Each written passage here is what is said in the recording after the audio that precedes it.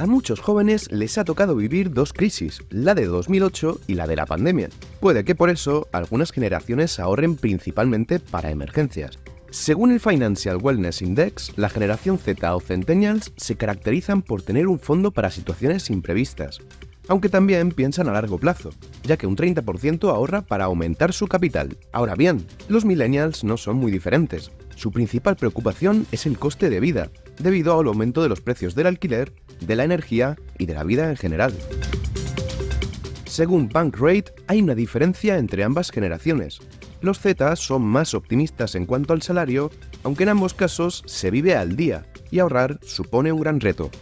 Ante esta encrucijada, muchos jóvenes de la generación Z han decidido cambiar de trabajo para obtener una nueva fuente de ingresos. Concretamente, un 34% ha optado por esta opción, mientras que el 31% ha preferido ejercer una actividad basada en sus hobbies y el 26% ha elegido un trabajo complementario. En definitiva, la situación ha llevado a que la generación Z sea más cauta con el dinero, pero también la más preparada en conocimientos financieros.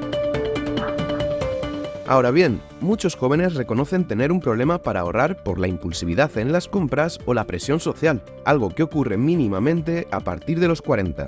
Por eso, es clave la educación financiera en las primeras etapas. Los datos no son alentadores entre las nuevas generaciones, ya que 8 de cada 10 jóvenes españoles de 12 a 17 años no tienen formación específica en educación financiera y no están familiarizados con los conceptos básicos. A ello se suma un futuro algo incierto que dificulta el ahorro a largo plazo pensando en objetivos como la jubilación. Una realidad que coloca a la educación financiera en el foco, ya que puede ser una vía para alcanzar la estabilidad a futuro. Bueno, la verdad es que el tema de Money Insider de hoy, jóvenes ahorro en tiempos de inflación, es probablemente el mejor examen para poner a prueba el nivel de educación financiera de toda una generación. Y es precisamente lo que vamos a tratar en este bloque. Los conocimientos financieros que tienen los centennials, más conocidos como generación Z, y por supuesto, la importancia de la educación financiera en las etapas más tempranas de nuestra formación. La mayoría de nosotros pasamos 20, alrededor de 20 o incluso más años dentro del sistema educativo y a muchos, entre los que me incluyo, nunca nos hablaron de la importancia de manejar bien nuestro dinero, ni siquiera de las cosas más básicas sobre finanzas. Ya sentido que desde que somos pequeños nos empecemos a familiarizar, empecemos a derribar mitos, a derribar tabúes y a tener esta formación que después lo que nos va a permitir es tomar buenas decisiones cuando lleguemos a la edad adulta, ¿no? Pueden hacer talleres muy divertidos sobre el ahorro, sobre cómo surgió el dinero. Imaginemos en unos cursos de finales de infantil, o los primeros cursos de educación primaria, en los que los niños crearan, pues fueran al pasado, a las comunidades en las que hay comerciantes que se intercambian productos y de repente, pues pasan de lo que es el intercambio de una tela por un huevo de gallina a utilizar el dinero como medio de cambio. Sería una forma de ir introduciendo en las primeras etapas de la vida de los niños una serie de conocimientos que luego les pueden resultar muy, muy útiles y además sería necesario porque una vez que uno toma conciencia de la importancia de cuidar la salud financiera, pues se da cuenta que esto es un hábito. ¿Qué es lo que más te sorprende que no dominan a la hora de gestionar sus finanzas? ¿Cuáles son los conceptos o estos hábitos que tú dices te sorprende mucho que te pregunten por esas cosas? Lo que más me sorprende es la cantidad de gente que firma cosas, que contrata productos de inversión, que contrata, como el ejemplo que te comentaba de la hipoteca, y un montón de cosas similares sin tener ni idea realmente de qué significa eso. El que no haya ningún tipo de control, ningún tipo de planificación, yo creo que eso es un problema muy grave y de hecho creo que es la raíz de muchos otros problemas, ¿no? Así que el dinero se trate como un tema más, como algo natural, como algo que realmente que hay que hablar, que hay que tratar, que tiene sus problemas, que tiene todo tipo de situaciones, va a ayudarnos mucho a que de mayores seamos adultos, que tengamos una relación sana con la parte financiera. Y vas a poner algunos ejemplos de lo que las familias suelen hacer con los niños en el día a día, sobre todo con los niños adolescentes, y me decís si os parece bien, mal o que iríais en su lugar. La primera sería dar la paga semanal, que en España suele estar en torno a los 25 euros. Para mí, cuando le damos la paga a un niño, lo que le estamos diciendo es que, que el dinero, al fin y al cabo, cae del cielo, ¿no? Que si él no se puede ganar el dinero, pues alguien, en este caso sus padres, tendrán la obligación de dárselo. Y a mí eso no me gusta mucho. Creo que sustituir, por ejemplo, la paga por un sistema de comisiones, tiene mucho más sentido. Dar una paga sin más y que el niño gestione sin saber puede ser un despropósito. Hay que enseñar también a distribuir esa paga, ¿no? Y decir, bueno, pues te vas a comprar un Pokémon este viernes con tu paga, pero ¿cuánto te sobra para que ahorres algo? Porque a lo mejor es una paga para un niño pequeñito de 3 euros, podría ser una maravilla, y ahora pues es muy corta, ¿no? Y han pasado tan solo 2 años. Y la famosa hucha. La hucha de... Esto para la hucha. Sí, supone ir ahorrando y recibir el retorno a muy largo plazo. Entonces, creo que también podemos ponernos un plazo, ¿no? En el que tu hijo comienza a ahorrar en una hucha y en un plazo que determinas, puede ser 1 año o 2, se abre la hucha y a lo mejor abres la hucha no para gastar todo, sino para gastar una parte. Posiblemente esta generación, bien por las redes sociales, por la necesidad o por empezar a ver productos financieros que se hacen virales o más conocidos en un determinado momento, tienen o se creen que tienen mejor nivel en educación financiera que sus padres. Y la pregunta sería, ¿esto es una realidad? ¿Lo veis realmente así? ¿Y esta forma positiva de verlo, creéis que les va a llevar a los jóvenes de la generación Z a tomar mejores decisiones financieras? A nivel general te diría que lo que está claro es que a día de hoy la información está mucho más accesible, pero no solo la información y la formación en el ámbito financiero, sino también, las propias inversiones, por ejemplo. Es cierto que, cuando nuestros padres eran jóvenes, era mucho más complicado invertir. ¿Por qué? Pues porque no existían todas las plataformas, no habían bancas digitales, no existían brokers, no existía la accesibilidad al mundo financiero que hay hoy en día. Es verdad que la crisis del 2008 pues marcó mucho a las sociedades, también en concreto a la sociedad española. Fue una crisis muy larga, muy dura, y eso hizo que tomáramos conciencia de que algo había que hacer. Después hemos tenido una pandemia con otra crisis económica, y creo que sí que la sociedad española tiene una conciencia de que hay que preocuparse por las finanzas personales, y yo creo que esto los padres se lo han intentado transmitir a los hijos. Muchos jóvenes han tenido que enfrentar 2 crisis económicas seguidas, la de 2008 y la derivada de la COVID-19. Hemos salido a la calle a preguntarles si son capaces de ahorrar, a qué dedican sus ahorros y si desde la pandemia han cambiado sus hábitos de ahorro. Pues la verdad es que me cuesta bastante ahorrar, y al final pues lo que ahorro me lo gasto en poder viajar y poco más, porque lo que gano me lo gasto en comer, en el alquiler y en las cosas básicas. Pues yo ahorro para en un futuro poder tener un colchón económico y pues en un momento dado pues alquilar un piso o comprarme un coche o para lo que sea, ¿no? Para un iPhone. Pues para poder mantenerme aquí en Madrid, soy canaria, no resido aquí, entonces tengo que ahorrar para poder tanto mantenerme y poder vivir. Para formar una familia y para tener una comodidad que me permita pues vivir sin preocuparme demasiado en exceso de llegar a final de mes, etc.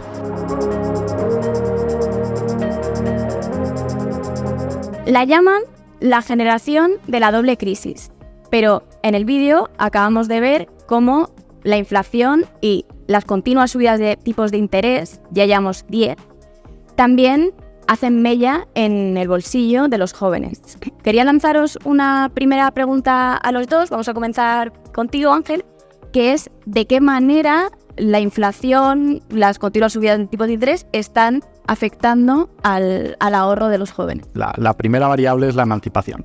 Si nos vamos a emancipación, jóvenes entre 20 y 25 años han pasado de estar emancipados un 18% en 2004-2005 a un 9% en 2020, que ha vuelto a caer un poco más al 8% en 2022. Parece que todo apunta a que en cualquier caso las tasas de emancipación se seguirán reduciendo y tal vez las tasas de ahorro también.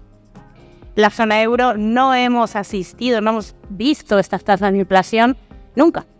Y vivir con inflación es complicado, porque la inflación lo que hace es añadir incertidumbre, tanto al consumo como a la inversión. Uno no sabe valorar, no le sabe poner precio a las cosas, y cuanto más alta la inflación, pues más complicado es. Y además, como sabemos, puede haber estos efectos de segunda ronda sobre los salarios. No sé si precisamente esto último que mencionaba Luciana de el ahorro precautorio, pero al mismo tiempo también lo que mencionabas de que no estamos acostumbrados a vivir en una era de inflación, si de alguna forma uno y otro concepto pueden estar relacionados, ¿no? El hecho de que no hayamos vivido épocas de inflación tan elevada durante tanto tiempo Y al mismo tiempo que una de las dinámicas que se esté viendo es que se está ahorrando más, bueno, pues por si acaso. Algunos jóvenes en el vídeo hablaban de ahorrar para mantenerse. Básicamente la historia de los jóvenes en España, al menos desde los 80, sucede una crisis, en los 80, en los 90, la financiera y ahora la COVID-19,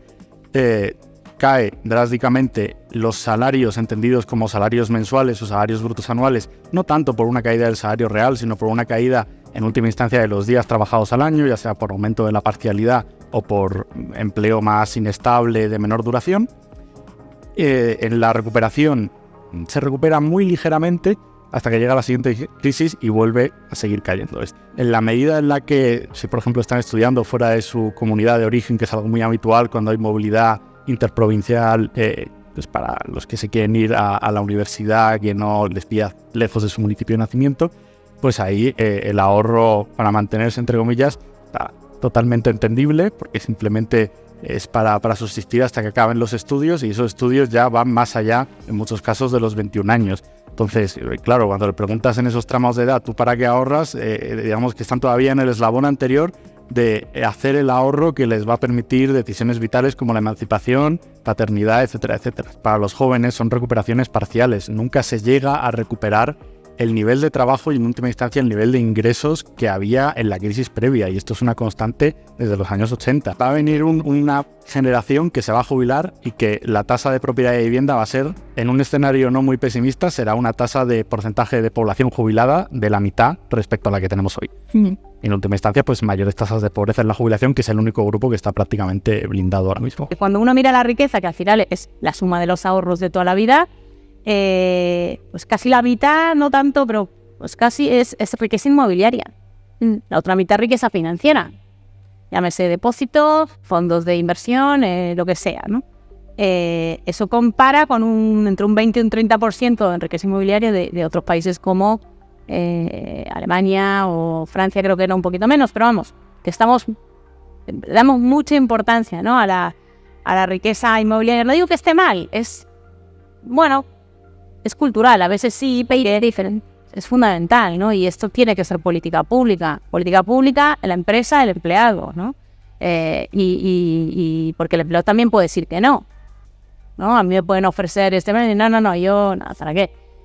¿No? Y lo entiendo, porque al final es un poquito menos de tu salario, mes a mes, dicen, ¿para qué? ¿No? Entonces, un poco, yo creo que sí que desde política pública, sector empresarial, cultura financiera, empezar ahí también por este lado es clave, al margen de que hay que hacer reformas al sistema público de pensiones, que esto no es tema de este foro, que hay que cambiarlo, que no, pero que sí que fomentar este segundo pilar es clave, y vamos muy lentos. Y con la nueva reforma que se ha aprobado ahora en 2023, en los próximos 15 años se va a reducir todavía más.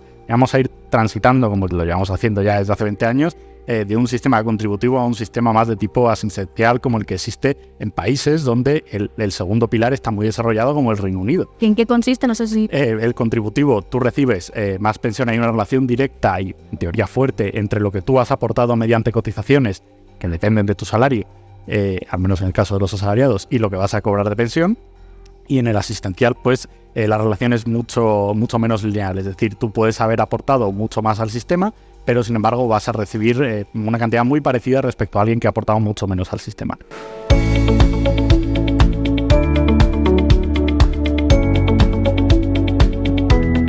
El ahorro es súper importante para empezar a jugar. El ahorro nos ayuda a construir cada etapa de nuestra vida. ¿Qué ocurre? Que a nuestro cerebro no le gusta ahorrar. Nuestro cerebro es cortoplacista. Quiere algo y lo quiere ya. Y no ve ese beneficio de guardar dinero ahora para conseguir un objetivo superior. ¿Cuándo sería lo ideal empezar? Para mí, y en mi opinión, y el consejo que yo le doy a todos mis alumnos, es que empiecen desde el primer salario. Si esto no es posible, pues empezar a ahorrar desde ya. ¿Cómo construir ese hábito? Porque al final, desde mi punto de vista, el ahorro debe convertirse en una filosofía de vida que nos ayude a estar más tranquilos. Vas a poder encontrar un montón de trucos para ahorrar, pero el mejor y el más infalible es el preahorro. ¿En qué consiste el preahorro? Simple y llanamente en nada más recibir tu ingreso, apartar una parte, un porcentaje el que tú decidas, y llevarlo a una cuenta diferente de la de los gastos comunes. ¿Qué recomiendan los expertos? Que este porcentaje sea al menos del 10%. ¿Cuál es mi recomendación? que pruebes, que lo intentes, que lo hagas, que construyas ese hábito. Da igual si es un 10% o si son 10 euros, si son 50 euros. Amalia, ¿y si tengo deudas también tengo que ahorrar? Sí. Ahorra, aunque sea un poquito, pero construye ese hábito, de modo que cuando canceles tus deudas seas capaz de ahorrar mucho más. Y en cuanto a qué hacer con ese ahorro, recomendación, una vez que hemos construido ese hábito, una vez que hemos construido un colchón financiero, porque es importante que con ese ahorro construyamos un colchón financiero de al menos entre 3 a 6 meses de los gastos comunes, cuando empecemos a tener un excedente de ese colchón financiero, lo ideal es poner ese dinero a trabajar, hacer que ese dinero crezca. ¿Qué recomiendo? Primero formación y después inversión. No podemos invertir a lo loco, tenemos que invertir con sentido común. Para una persona que no sabe absolutamente nada y que está empezando a formarse, ¿qué le recomendaría? Que empiece, por ejemplo, con unas cuentas remuneradas o con unos depósitos. Una vez que vaya adquiriendo formación, podrá utilizar otros productos para poner su dinero a trabajar. Ahora llega el momento de incorporar otro prisma a esta ecuación, que es ¿qué ve el mercado? ¿Qué ve el sector financiero sobre esos jóvenes, sobre ese ahorro, sobre nosotros, ¿no? El bloque anterior, la verdad es que nos dibujaba un escenario un poco negativo. Hemos hablado de... hemos hablado en el primer bloque de cómo está la cultura financiera, pero luego hemos hablado de desempleo estructural, hemos hablado de que España es el país que menos ahorra, hemos hablado de la cultura del consumo que existe en este país y de la falta de cultura de ahorro privado. Así que lo primero que os quiero preguntar es vosotros cómo lo veis. Fíjate que la generación de los 30-40 años salieron con Lehman Brothers, que también se ha comentado, ¿no? Una crisis financiera muy dura, ¿no? Y los de la segunda generación, los de 20-30 años, acaban de salir hace poco con generación post-pandemia, ¿no? Pandemia, post-pandemia, ¿no? Tanto una como la otra, tasas de paro juvenil del 50, del 40%, son tasas enormes, ¿no? Entonces los jóvenes, nosotros vemos que quieren ahorrar. Eso sí, yo te diría que el trabajo que hemos de hacer las organizaciones y las personas que nos dedicamos a este sector, ¿no? Es ayudarles a cómo hacerlo, ¿no? A estar a su lado, a entender sus necesidades, a entender sus miedos, a entender sus objetivos y a partir de aquí ofrecerles, darles las mejores herramientas para cumplir esos objetivos que se plantean, ¿no? Los jóvenes en España sí quieren ahorrar. Lo que ocurre es que no pueden ahorrar. La situación económica en la que nos encontramos pues no les permite, ¿no? Pero hay una encuesta que se hizo, una encuesta financiera de Funcas en septiembre del 2022 a jóvenes entre 18 y 29 años. Y hay 9 de cada 10 entrevistados, encuestados de esta edad, se han calificado como ahorradores, ni siquiera como extrovertidos o como estudiosos, sino como ahorradores. Y 9 de cada 10 han manifestado que tenían una cuenta y una tarjeta. Eso en otras culturas no existe. Entonces, sí que tenemos jóvenes que quieren ahorrar, pero la situación económica en la que nos encontramos no les permite ahorrar, porque sus ingresos no permiten apartar una parte de esos ingresos para constituir un ahorro. Te diría, lo primero de todo es cambiar el concepto, ¿no? Muchas veces pensamos que el ahorro sale de la fórmula ingresos menos gastos, igual ahorro. Yo te diría que debería ser ingresos menos ahorro, igual a gastos, ¿no? Lo que me sobra, me lo gasto. Igual que el recibo del gimnasio, el recibo, la letra del coche que tienes, pues también tener ese recibo de ahorro de forma automática desde tu primer sueldo. Por tanto, yo te diría hábitos, crear el recibo del ahorro, trabajar mucho los objetivos que tenga cada joven, personalizar mucho y por último, no olvidarse de la jubilación, que muchos jóvenes aún no tienen esa sensibilidad aún y los que nos vamos haciendo mayores cada vez somos más conscientes de lo que viene, ¿no? Hablamos de las finanzas en la edad adulta, pueden darse varios casos, que yo te recojo aquí, no sé si igual ves alguno más, ¿no? Pero personas que les aterroriza el dinero y que no confían en sí mismas para generar riqueza. Otras que están muy ocupadas y nunca encuentran el momento de gestionar sus finanzas personales. Las que tienen aversión a las finanzas y las que solo necesitan un buen empujón, un ánimo para dar ese paso, ¿no? ¿Cuál es el perfil que más os encontráis?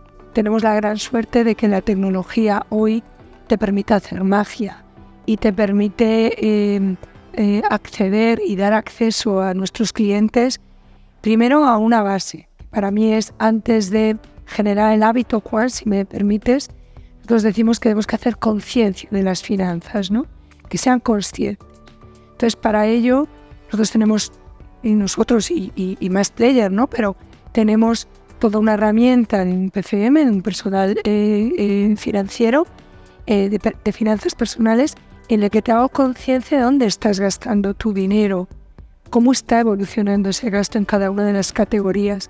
Y te separo las categorías básicas, como alimentación, como energía, en otras que no son tan básicas. Y te voy diciendo cómo va la evolución y te digo cómo se compara con personas que tienen niveles de ingresos parecidos a ti, que tienen una situación económica, para que tú seas consciente de dónde estás invirtiendo, dónde estás gastando tu dinero. Entonces, en resumen, el perfil que encontramos es el perfil del que es consciente de que tiene que buscar rentabilidad y maximizar la rentabilidad de su ahorro, no tiene tiempo, y para ello las herramientas financieras parten de, primero, hacerle conciencia de cuáles son sus finanzas, dónde está gastando su dinero, cuánto gasta versus lo que ahorra, cómo puede generar retos de ahorro a corto, a medio y a largo plazo.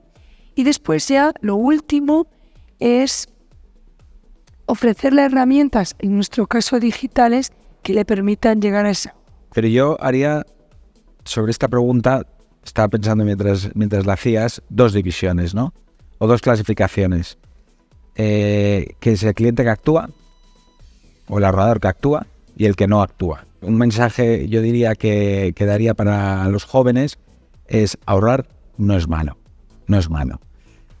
Por tanto, empieza cuanto antes.